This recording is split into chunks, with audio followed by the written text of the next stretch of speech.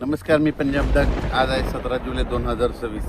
आजपासूनचा नवीन अंदाज देणार आहे. राज्यात आज 17 जुलैपासून आज बऱ्याच भागामध्ये पावसाला वाढ होत जाणार आहे, म्हणून हा अंदाज लक्षात घ्यायचा.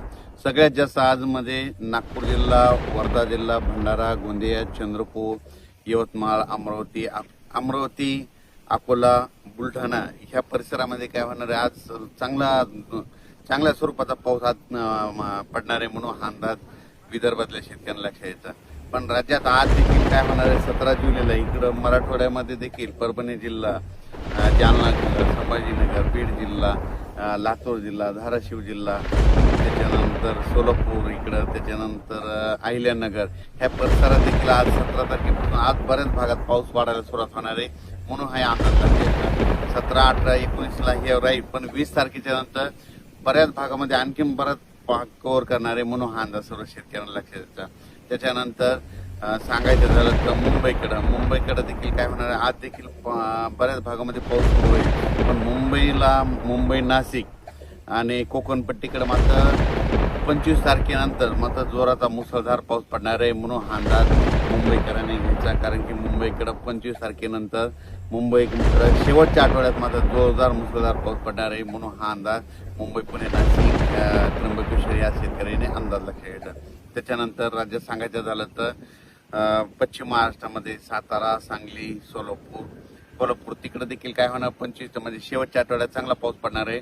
पण आज 17 तारखेपासूनच बऱ्याच भागामध्ये कोल्हापूर जिल्हा, सांगली जिल्हा, सोलापूर जिल्हा, त्याच्यानंतर अहिल्यानगर, पुणे जिल्हा, इकडं बीड जिल्हा, लातूर जिल्हा सगळीकडे बऱ्याच भागामध्ये आज पाऊस वाढायला सुरुवात होणार आहे.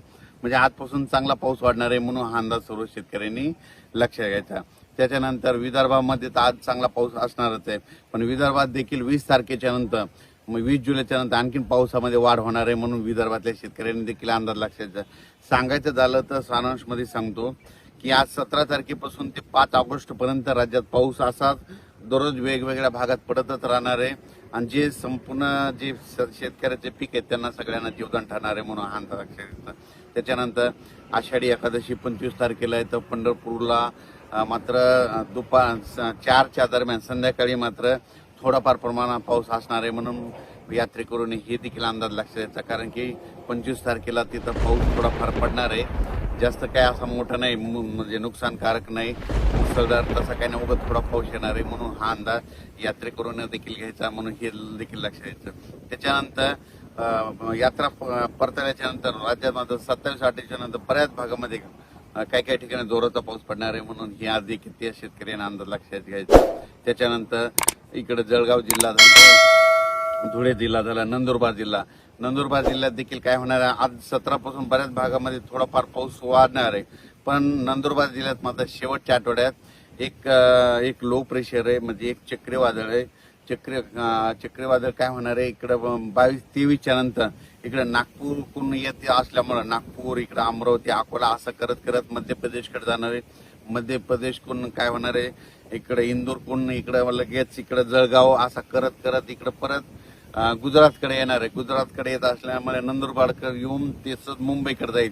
त्याच्यामुळे काय होणार, नंदुरबार जिल्ह्यामध्ये शेवटच्या आठवड्यात मात्र चांगला पाऊस पडणार आहे. मग ते पाऊस मुंबईला देखील काय होणार आहे, 25, 26, 27च्या नंतर मुंबईकडे देखील, मुंबई इकडं बोईसर त्या परिसरामध्ये, इकडं त्र्यंबकेश्वर तिकडल्या पट्ट्यामध्ये, इगतपुरीकडं, संगमनेर, अकोला तिकडे देखील चांगला पाऊस पडणार आहे, पुन्हा हा अंदाज लक्षात.